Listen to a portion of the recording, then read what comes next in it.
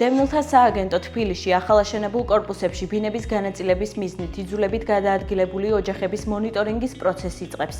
Როგორც ცნობილია, თბილისში თვალჭრელიძის ქუჩაზე თანამედროვე სტანდარტების შესაბამისი საცხოვრებელი კომპლექსის მშენებლობა დასკვნით ეტაპზეა და სრულად 2026 წლის გაზაფხულზე ჩაბარდება.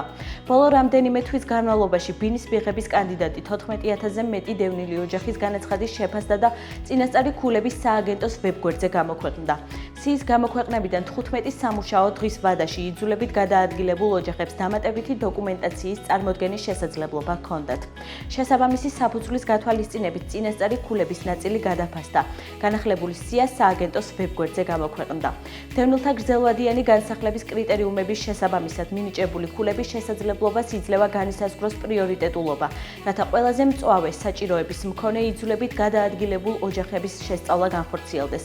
განსახლების კრიტერიუმები განსაზღვრავს დევნილი ოჯახის როგორც საცხოვრებელ, ისე სოციალურ მდგომარეობას. თბილისში ბინის მიღების მსურველი დევნილი ოჯახებისთვის მინიჭებული ქულები შეგიძლიათ იხილოთ დევნილთა, ეკომიგრანტთა და საარსებო წყაროებით უზრუნველყოფის სააგენტოს ვებგვერდზე.